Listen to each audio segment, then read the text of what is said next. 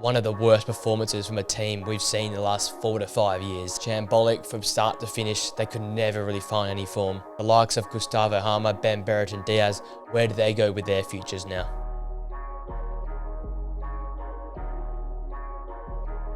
Ladies and gentlemen, welcome back to the Players Own YouTube channel. Welcome to our Sheffield United recap of season 23-24.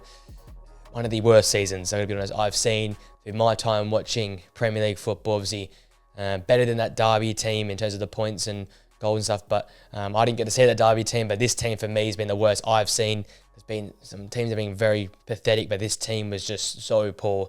A group of individuals that, I guess, from the back line to the midfield wasn't that impressive. You have superstars in there like Ben Barrett and Diaz, Gustavo Harmer, some young guys like James McAtee, but really just subpar quality talent, real championship level talent. I know it might sound a bit brutal and a bit harsh, but that's just what we're dealing with here with Sheffield United, a team that just lacked any real quality, and a manager at the start of the season that just, Heckingbottom just didn't get the gist of the Premier League. Obviously, Chris Wilder comes in and can change a few results and made the performance a little bit more respectable. But all in all, it was just an embarrassing season. You're talking about a team that conceded 5 or 6 to Arsenal, conceded 8 to Newcastle at home. Their home goals conceded was pathetic. They travelled pretty poorly as well. And you'll see by the season record, it just wasn't anything to be excited for. I think Sheffield United fans will be happy they're actually in the Championship and capable of winning more games. I guess the worry now is how big is that gap from the Championship to the Premier League, because they're a team that looked solid in the Championship but came up and were nowhere near the pace required for the Premier League or the quality. That being said, looking at their season, their record finished with 3 wins, 7 draws and 28 losses for only 16 points this season, finishing in dead last, unfortunately. And as I said, even some of the teams around Luton and Burnley could have said they might have nicked a few more wins, but with this team here, 3 wins was just about right for them. They were not good enough in a lot of games this season. The best signing of the year is pretty obvious. It's Gustavo Harmer, the €17.3 million signing from Coventry, 4 goals and 6 assists in his 36 Premier League appearances this season. He looked head and shoulders above the rest of the players in this team. Some absolute welders from outside the box in terms of long shots, creativity on the ball, and come season's end, he was just too frustrated. I think he almost down tools, and I guess I can understand in his viewpoint. He's too good for a team like this. A very, very important commentary player that came across to them and just has shown why he should be in a Premier League side. I wouldn't be surprised if another team tries to pick him up now on the way up. You like your Leicesters, they'll accept of a Leeds, or Southampton, whoever wins that playoff game. But Ipswich, I think, will probably stick with some of the players they've got, but he's definitely a quality enough for the Premier League. So it'll be interesting to see who can snap him up or if he goes to another country in Europe, but definitely proving himself in the top level as a top player, someone who can make the ridiculous happen. Again, passing-wise, probably not his best skill set, but his ability to dribble past players, pick the ball up and take those long shots and score more often than not says a lot about the player that he is, and that's why he separated himself from the rest quite to a large extent in this season here. The worst signing is probably going to be Austin Trusty, the €5.8 million signing. Not an awful player, but just mistake-riddled, didn't have enough quality for me, and for that sort of money, he didn't really provide much. He was there for most of the season, but again, just not good enough for the Premier League standard, and just a symbol of what Sheffield United were. A lot of mistakes, not good enough going forward, and just, I guess, all in all, subpar talent. You'll see why he was sold to Sheffield United, because he's not a Premier League quality player. He's probably a Championship level player, and for that sort of money there, around €6 million is just too much for me for a player that's just not good enough. I know he started a lot of games and was a key feature in their side, but just if you're Sheffield United, you've got to look to be better than that, and sometimes maybe some people in the Championship that could prove themselves to be better, because I think all the fullbacks of the teams that also went down and came back up with them, like the Burnleys and the Lutons, all had better fullbacks than Austin Trusty, and that's someone they signed in. So just quite subpar and poor transfer work for me. Coming to the moment of the season, surprising, they probably had some exciting moments. I think I picked one of them being one of Ollie McBurney's late goals. It was a 13th minute penalty spot kick against West Ham to give them a 2-2 draw. Again, at that point in the season where things could have gone a little bit differently if somehow they clicked into gear. Really important penalty to put away and to get a good result against the West Ham side at that point, who was still rolling. Another home result, great limbs in the home end there, and just exciting to see them actually compete with the West Ham team and get something for their showing. Because at that point in the season, just after the sort of January period, they were starting to put together some better performances and the results weren't matching, and finally they got a point from a game which they actually competed really well and took it to West Ham. So a really good moment in terms of probably their best moment of the season. One of Ollie McBurney's late 90-plus goals, and it came from the penalty spot. So with all the build-up and all that excitement, it was a great finish and a great goal and one of the better moments of a really lacklustre season for Sheffield United.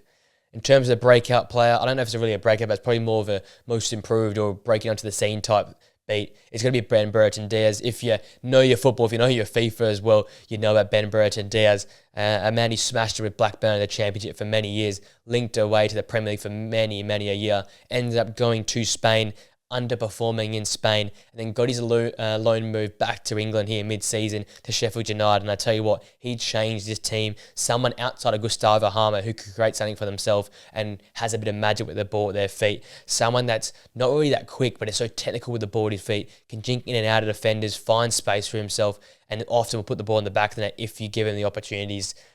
His goal contributions, 6 goals, 1 assist in 14 Premier League appearances. So a goal contribution every second game for a team that finished dead last, struggled to score, and was never really on top of games. That was very, very impressive. He had the 7.04 match rating. On top of that, again, SofaScore match rating 7.04 for a team that's smack bang bottom. Says a lot about the player. He's a fantastic footballer. Someone has a bright future. Maybe not in Spain now because he's struggled over the last year. Maybe he comes back to England and maybe finds a new team in the Premier League, because definitely a great rotational type player, somebody who can come off the bench, and someone that's so skillful. And I guess if he gets in a good run of form, he's a player that just finds the back of the net consistently. A real natural finish in front of goal. Something you wouldn't expect. Again, not the build to be a hold-up striker, not really the pace to be a winger, but he just finds a way to get the job done with his silky smooth dribbling on the ball, his ability on the ball, and his ability to find the back of the net. So definitely, I guess, a breakout in terms of the wider Premier League audience finding out who Ben Brereton Diaz is. The player of the season, though, is once again Gustavo Harmer. As I said, those 4 goals and 6 assists in his appearances, top 10% in shot creating actions, and top 10% in expected goals and assists for players in his role. Says it all about him. He's a chance creation machine, a dynamic player, someone that's, as I said, head and shoulders above the quality of the Sheffield United side. And some of the goals he scored this season are just ridiculous on his own, with long shots, powerful efforts into the corner. And someone that, if you give him a little bit too much space, can punish you, I think. Again, as I said, the passing is probably not quite there at an elite level, solid enough. But if you give him enough space, he'll find a way to dribble past defenders, get to a shooting spot, and put the ball in the back of the net.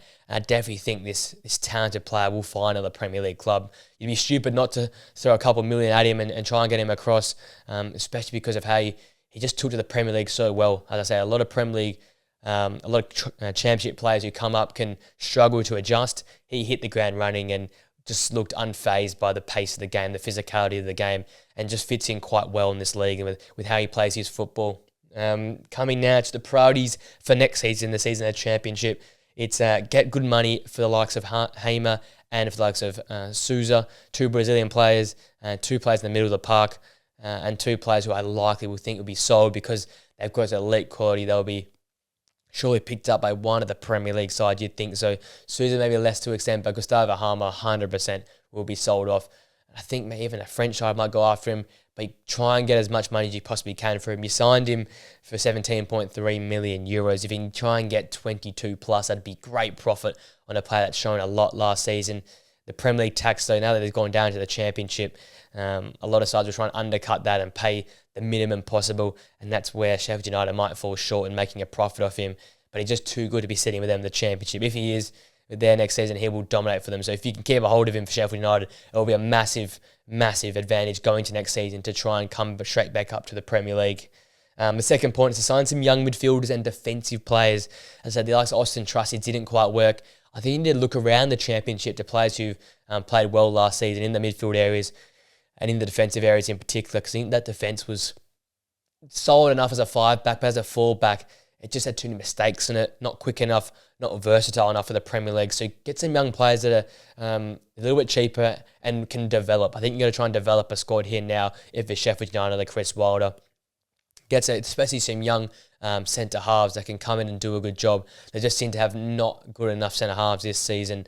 They just made them fall short. They were in some games, but then the centre halves make some mistakes or not good enough to keep the forwards away from the ball, away from the back of the net. So I think definitely look the centre, just spine it apart, try and rebuild that spine with central midfielders, with centre halves, and try and get a young crew that you can sort of develop over the next few years and come back to the Premier League at some point soon. And the final point is to develop a stable style of football in the Championship. Obviously, this year was all about just surviving. Didn't happen. Go now back to the Championship. Try and express yourself. Find a style of football. We see what Leicester done under Maresca in playing that high possession, high pressing style of football. We've seen how Ipswich play that really, really progressive, fluid style of football under Kieran McKenna.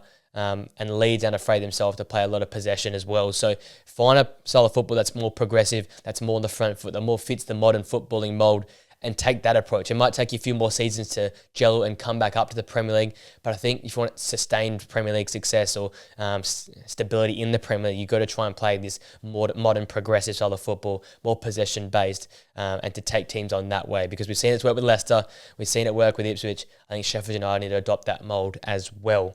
Coming to the season grade for Sheffield United, it's going to be an F for me again. One of the poorest teams I've seen come to the Premier League since I've watched it really closely across the last sort of 5 to 10 years. Just not good enough. No real quality around the park. You've had superstars like Ben Bertrandez and Gustavo Harmer stand out like sore thumbs because of how poor the rest of the players are. It's a chance to rebuild next season, a chance for Chris Wilder to try and build a squad and go again the season following, because it's just not going to be a squad I feel like will come straight back to the Premier League, especially if someone with that high quality talent ends up leaving the club. With it all being said, ladies and gents, let me know your thoughts of Sheffield United's very poor season in the comments section down below. If you enjoyed the video, smash a like on it, subscribe to the Players Zone channel for more podcasts and videos, and press that post notification bell so you know we upload here on the YouTube channel. With it all being said, have a great rest of your day, enjoy the upcoming football, and I'll see you guys on the video very, very soon. Till next time, guys. See you later.